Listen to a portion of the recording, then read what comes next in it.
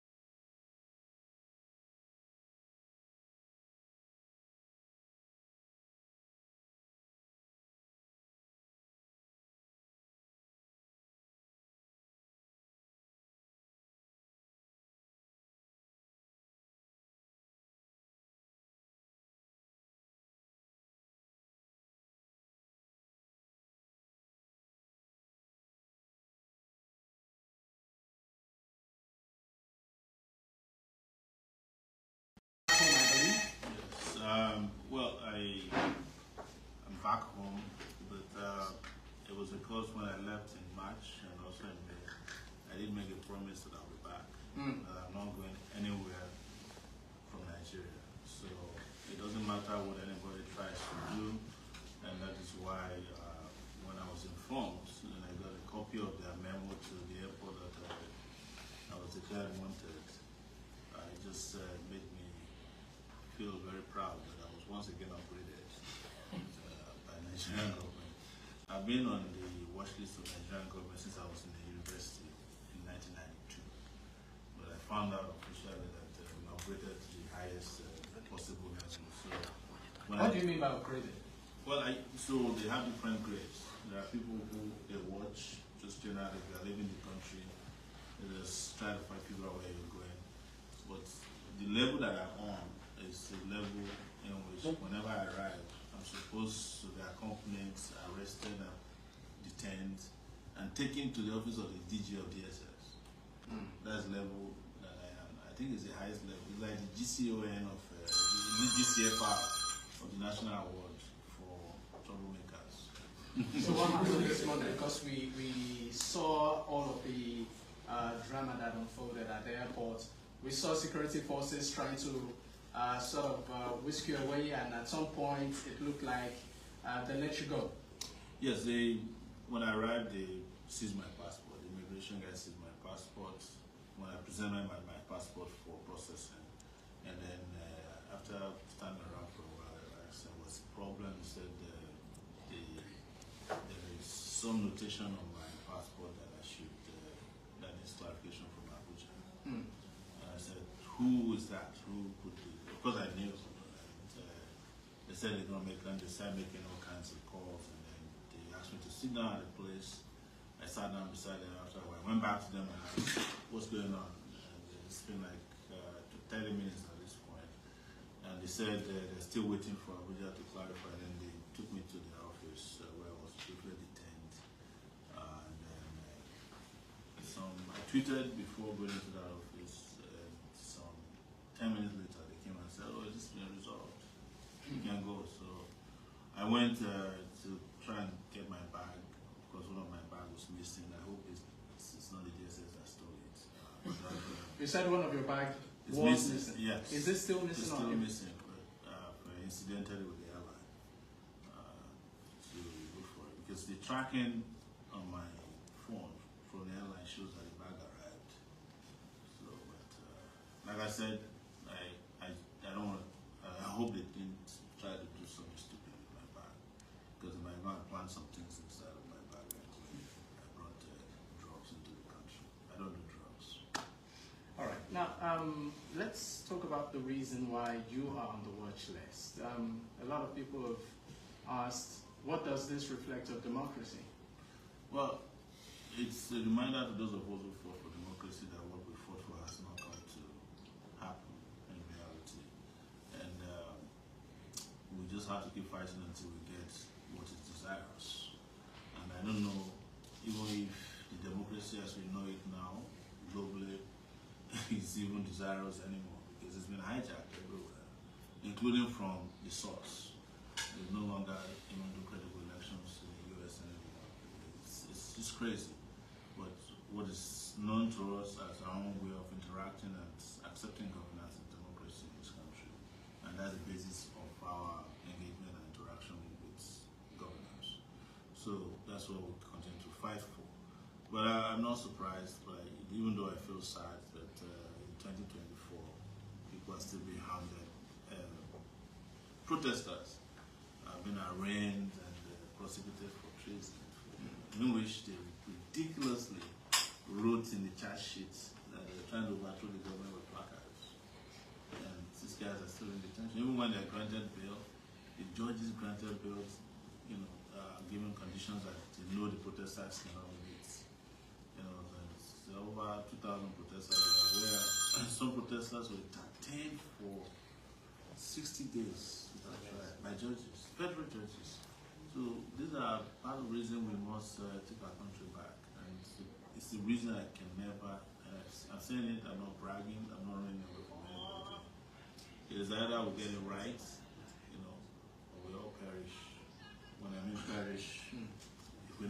anything about the situation of our country, we're all going to perish. These people are going to just finish everybody. I mean, let's talk about the circumstances which you picked up. Are you harassed?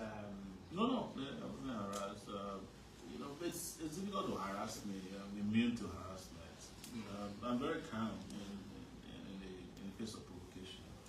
But in fairness to them, there was nothing like that. I'm talking about immigration people. But you remember that the immigration DG, or this CG of immigration, has said this during the August uprising, that they have some people on watch lists. So I think this is her list. She was disgraced today. All right. Now, this freedom that you have now, I mean, is it temporary? I don't care. Whatever happens, it's, you know, my attitude to life is whatever we deal with it. But the most important thing is that we get the appropriate freedom, qualitative freedom for our people. When I was about to start my journey, I sent some messages saying that was after it was revealed to me that my name was on the watch list. And we have a country to save, and we cannot be deterred by, you know, all these distractions. These are distractions by those in government. And they know it. They are running out of time. And that's why they are very desperate. Interestingly, coincidentally, the president is supposed to return today. So, but you know which one is more eventful? The real president. And the whole country knew. When he comes in now, nobody will know. But that's on the lighter side. We must get our people to move very quickly to save this country, to save themselves from the destructive attributes of this people in political power. Because a lot of people cannot believe that Bola Tinubu, who was accused in 1994, falsely by the military, of trying to bomb a Jibo depot, is also doing the same thing to protesters. He was accused by Abacha. That's the reason he left the country. But contrary to their own decision to leave, I am not leaving. But I will continue to maintain my right to travel freely whenever, whether you put me on watch lists or down lists or plain lists, you know, whichever list you want to put me on, it doesn't matter. The most important thing is that we must save this country and we must liberate ourselves. We have people to liberate, and that's our focus right now. All right, now talking about liberation, I know you've been very vocal as to the protesters being detained, the end bad governance protesters being detained at the moment, the likes of Michael Lennon and the rest. I'd like you to speak on that. Well, part of what I'll do now that I'm here is to work to ensure that they're released from Kano to Kaduna, Michael Lennon, and whomever. We found out that the professor at Base University was also abducted by DSS and he's been in detention all this while. So we're going to put a lot of pressure to get everybody free so that we can prepare very quickly for Fearless in October. Wow. Yes, we need all the protesters to be back on the street as soon as possible. So that's a must. But if you don't get them out, well, they might end up joining them there pretty soon. Let's talk about Fearless in October. Yes. What's going on? When it happens, you find out. You remember? Yeah. You remember when we were planning the August the end bad governance in August? Most of you, even in the media, did not know it would happen. It happened, and it happened in a way that surprised everybody. So let's just wait and see what happens in October. And I want to use this opportunity to say it very clearly. If you are feeling the burden and the yoke of bad governance, you don't have to wait till October 1. If you are organized enough, strong enough, it's not anybody's father's property. It's not a copyright to Sowore or Take It Back movement. Everybody that is suffering, you can revolt at any time you want, any day, night, afternoon. So you don't have to wait for us. But we organize, and our own organizations collectively are looking at October 1 as a starting point. All right. Thank you so much, Omoleye Sowore. And I wanted to remind you, The last time you interviewed me, Sowore, you're talking from outside the country. Now, okay, I'm here we're with seeing you. physical. All right, there you have it, Mazino. Of course, an exclusive there at News Central with Omoleye Sowore, just touching down in Nigeria, as of course it's breaking.